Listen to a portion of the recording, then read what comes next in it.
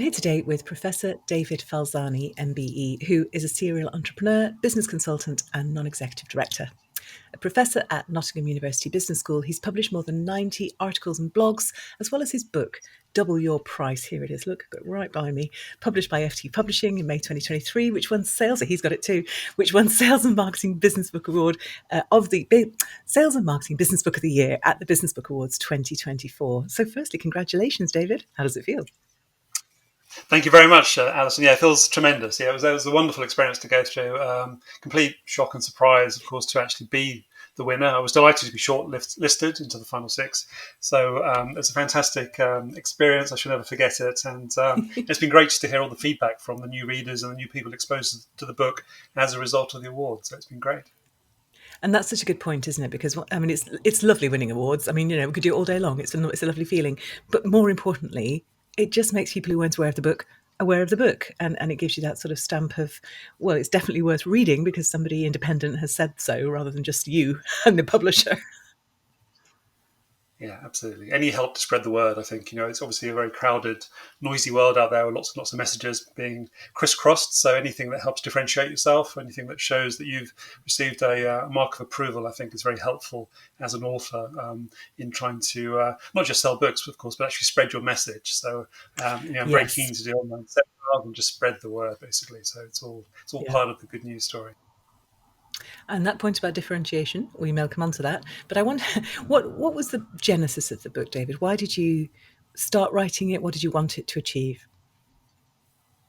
It was very much linked, I think, to my business experience. So as you kindly highlighted, Alison, I've spent the last 25 years or so essentially building and growing businesses, either businesses I've started myself, so I've started 5 or 6 companies, or businesses that I've been a stakeholder or investor into, and I've sort of 15 or 16 of those, or more broadly in the latter part of that sort of 25-year period, the training I've done and mentoring with young businesses. So I've trained, I think, over 600 or 700 businesses through the Goldman Sachs 10,000 program at Oxford University Business School, Said Business School, and also a similar program at the Royal Academy of Engineering. So I've had sort of 15 years, I suppose, of dealing with and working with young entrepreneurs, or older entrepreneurs for that matter, but people who want to grow their businesses. And I noticed a couple of trends.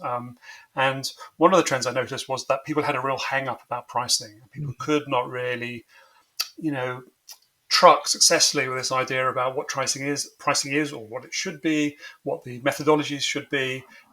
It's like a big scary beast to many people, and they sort of do it once and then are frightened to revisit it, or they just kind of ignore it and just do a very sort of cursory piece of work to set their prices. And I noticed that through many businesses that I worked with, either as a consultant or, as I say, as a trainer or mentor. And I felt, well, look, there's something here, David, that you can develop and use in your training.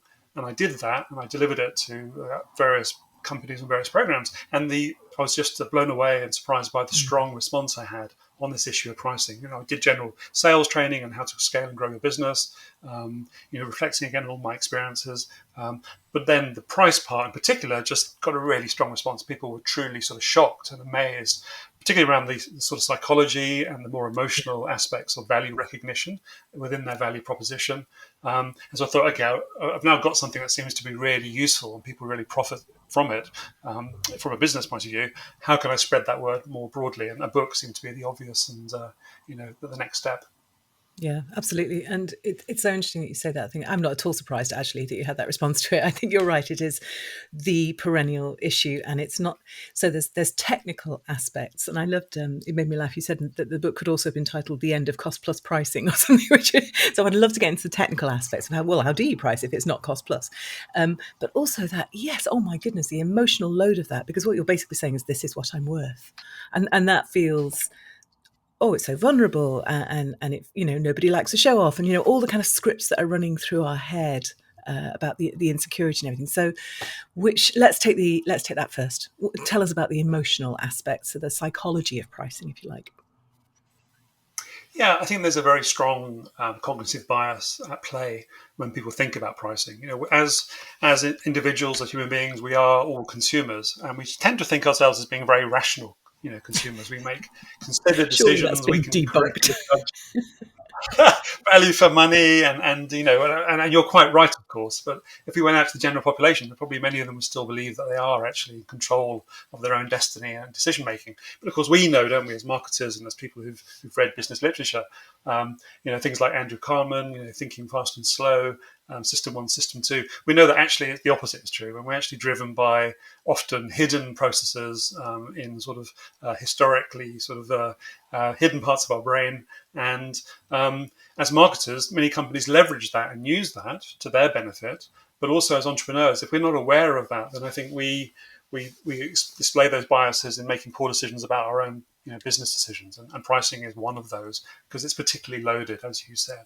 So I think the psychology is really on two sides. One is on the entrepreneur side, how can we think with better clarity? How can we be aware of the cognitive biases that we might have in order to be more rational and more considered in our decision making, business decision making in particular? But then also, because we think we're rational, we think our customers and consumers might be rational, and actually all the evidence shows that they're not. So let's think much more dynamically about price. Let's actually think about, well, how can I actually build much more value in the eyes of my customer base, consumers in B2C, but also buyers in B2B, because ultimately they're human as well. And they're in a more structured buying environment, perhaps, in B2B. But nonetheless, they're still emotional animals fundamentally. So when you start to think about that psychology side, you start to think, well, things like priming, things like the magic of the middle. I always like to use things like restaurants as easy kind of everyday examples for people to understand how restaurants price, why the wine list has the breadth of prices from the cheapest bottle to the most expensive, their roles in anchoring decision making, and all these sort of interesting things to do with the psychology. I'm sure you saw my various wine stories in the book, but the Paris wine tasting of 1976, and also the brain scans of people being given wine to taste, so blind wine tasting done in an MRI machine and looking at the brain responses whilst they tried these different wines. It's just fascinating to see how irrational we are, despite us thinking the opposite. Yeah, and that point about giving people a range of prices so that they can find their level of comfort as much as anything, I just think is absolutely fascinating. But and it makes complete sense when the cost plus thing makes absolute sense to you because you know the cost, but the consumer doesn't know the cost. The consumer only knows the perceived value and the return that they expect to get on that. Yeah, cost plus is deeply reassuring, isn't it, for most businesses because you know your costs. They're measurable, they're tangible because you have all the information you require on your computer, in your systems, in your factory or workshop or office. But of course, it's completely the wrong approach because it's entirely introspective. It doesn't take into account the Yes. thing we should be thinking about, which is our customer, and that's on the outside. So if we now start thinking about customer value based pricing and customer value generation, which is not the same as value for money, of course, but increasing customer value, then we need to understand our customer. We need to do research. We need to run experiments in the marketplace. And these all take a lot more energy and commitment and Mm. time, perhaps, than just looking at our historical, internal management accounts. So very, very easy and fundamentally, a little bit lazy, perhaps, to use cost plus. But more importantly, completely inappropriate because it just ignores the customer. And then, I'm fond of saying to my students at Nottingham, in general, the more we understand our customers, the more successful we are in business. And that's true for pricing as well. So value-based pricing, outward looking at absolutely the competitive landscape as well, but Mhm. looking at values for our customers, not introspective. Yeah, and it's interesting in the book how you trace the evolution of pricing, the new models that have come out, and the way that supermarkets, for example, are changing the rules. I mean, I guess give us one or two examples of how pricing is changing, the direction you see it going. I think there's a lot happening. Well, I think there's a couple of reasons why there are changes. I think partly culturally, um, there's been a shift where we've become increasingly attuned, and if you will, be slightly cynical, perhaps use the word programmed by media and by marketers to accept and expect certain types of messaging. And that's influenced, I think, the way that we recognize value and associated pricing with that. So I think there's been a shift in the way that we sort of frame rationality in the way we make decisions. Particularly as consumers, I think the bottom line is that people tend to buy the thing that appeals to them the most at a price that they can inwardly justify. So it's not at all a rational decision. And I think much of that has been set up for us over the last certainly 25 to 40 years through advertising and through our consumption of those sort of messages. So I think that I think evolution will continue. I think the second change that's happened and will continue to happen is around the speed that change can be now managed, given that everyone, well, not everyone, but in Western economies, we're in an interconnected world where data and pricing can be live. So airlines and different types of organizations can price almost minute to minute. They have live information about their business commitments, how many people have bought, how many people have signed up. We can now manage sales pipelines. So if we think about a virtual shoot, perhaps, or a pipeline where we have prospects who are visiting our website or interacting with us in various ways in social media, and then they go down a pipeline where at the end of that pipeline, the end of that process, they become customers. That information is increasingly becoming transparent. So companies and marketers can also see that, and pricing again has a factor there in terms of how do we segment that pipeline. There will be some people in there who are price sensitive, so we need to have an offering that's appropriate for them. But if we set all of our prices at that level for people who are basically price shopping, then of course we'll miss all the upside that's available with all the other segments of customers. So now we can do all this live, we can understand the different segments. We know there are people who would want to pay more given a value added opportunity to do so. So if we can give them those opportunities, if we can help them to self-identify themselves to us through these interactions, again, it's all live today, then we have a much more sophisticated view. And I think that's what medium and larger companies are starting to do, have a much more sophisticated, dynamic view of pricing, again, powered by the live information. Yeah, it's so data based. It's so fascinating. It's so responsive, and it and as a publisher, it feels like a different world. It's so interesting. Books are one of the few things that sort of the idea. Well, pricing really has passed by completely. They haven't really gone up in 20 years. So it's so interesting, that perception of value, isn't it? Yeah, absolutely. And we know, and we've had innovation in the book space, of course, haven't we? We've had the ebooks, we've had the Kindles, we've had audio books, spoken word, and so it is evolving. It'll be interesting to see what happens over the next few years with AI and so on, and whether that again gives us another step change, either in the market or in the production side of things. But yeah, I think it's I mean, I always Lots whenever I low. meet whenever I meet book fans, people who they'll see a new book and they'll hold it and say, it's a book, it's a magical thing in its own right. And maybe that's an age thing, a generational thing, but I think there are still plenty of people who feel that way about printed matter. And I think more broadly, the research has shown that printed materials, particularly for young minds, so for children and teenagers, people who are developing, has a greater word rarity and breadth of vocabulary compared to online media, which is usually on a much smaller screen and, of course, has to be consumed in seconds rather than minutes or hours. And so we very much, I think, have a safe place in the world for our type of media. I certainly hope so. But I'd love to talk to you about the writing side of it as well. So we've touched on the value of reading there for the customer.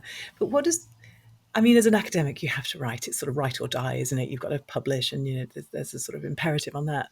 But just for yourself, what does writing look like for you, and why do you do it, and what do you get out of it?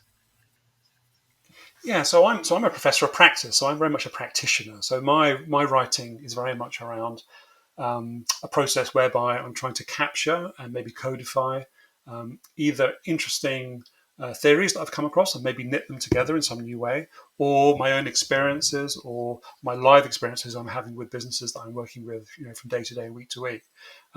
So that, if you like, is the raw materials I use, rather than pure academic research, which is not something I particularly engage with. Again, professor of practice, practitioner. However, it's a great question, because what I do is I find I'm inspired when I find some new combination or some perhaps slightly less populous or understood facet of business that I think would be really interesting to share, is to incorporate that within blogs, articles, maybe collaborate with my research colleagues to come up with a new piece of real research, to try to popularize and spread the word, essentially. So kind of similar really to the rationale and the motivation for the book. It's about, well, how do we spread this? How do we do some good with it? How do we improve the economy?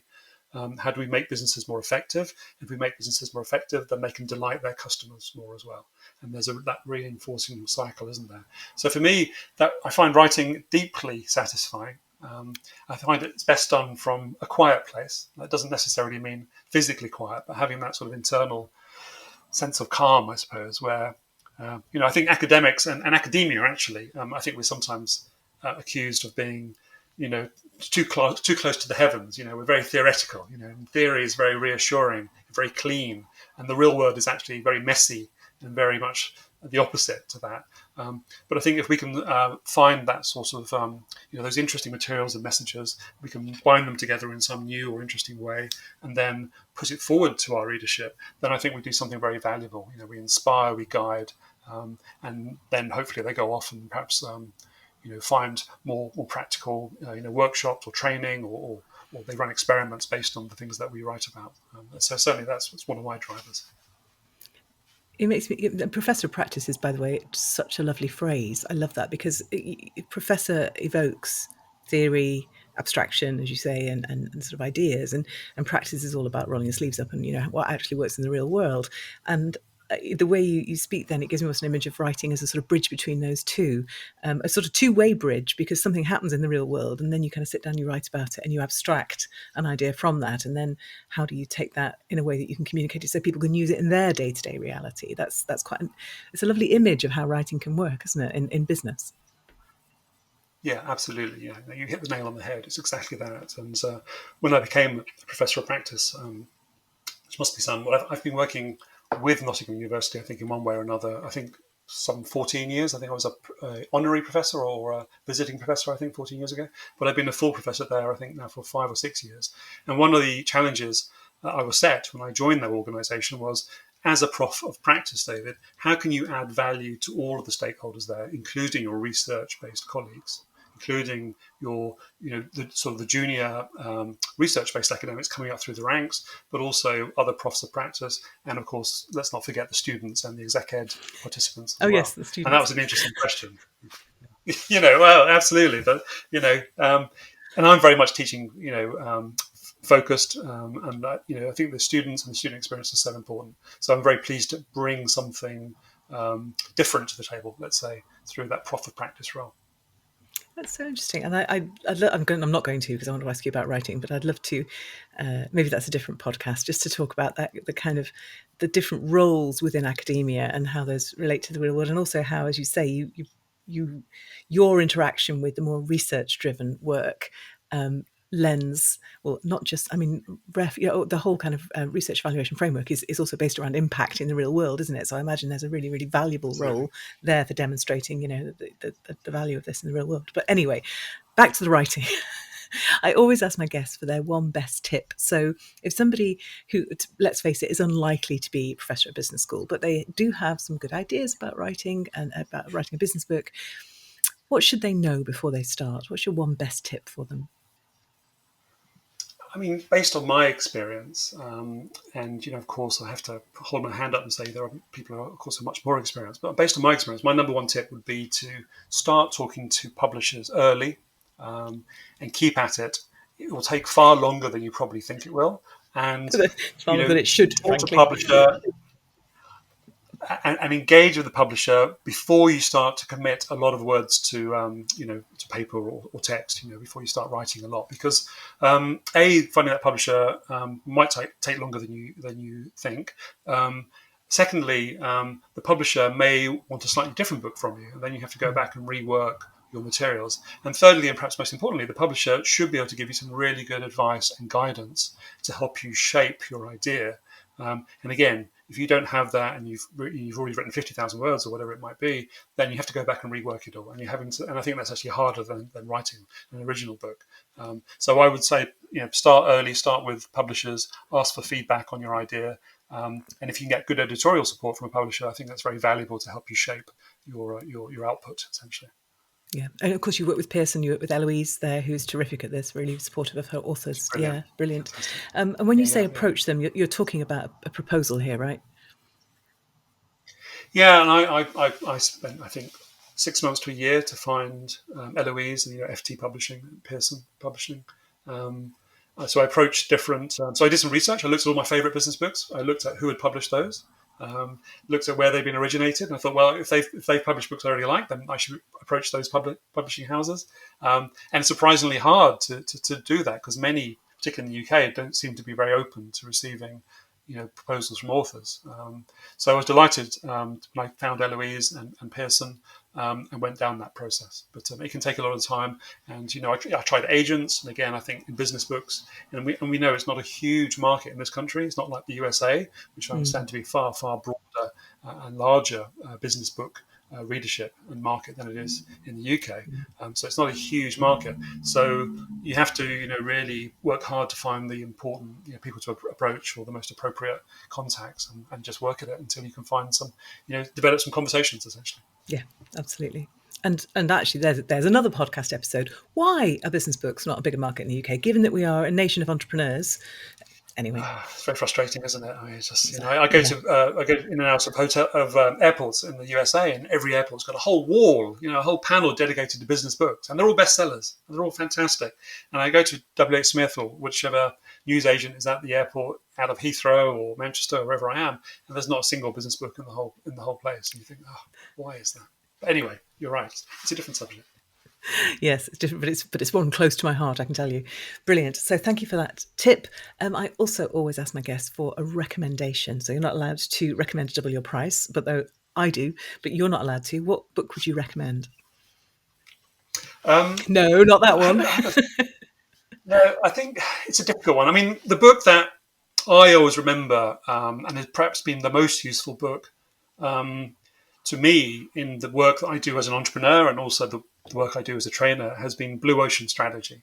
Um, Mm, Now, that was published a few years ago, and was extremely popular and probably is still today. So I'm not sure if that's a particularly valuable suggestion to make, Oh, I Alison. think it Whether is. it It's might such a is that classic, and it's one of those yeah. books that's gone on to create a sort of shorthand for a way of thinking, which is I think one of the great gifts of good business books is they give us language for stuff that we sort of knew but couldn't quite express well, and they give us a Yeah, shared yeah. language for it.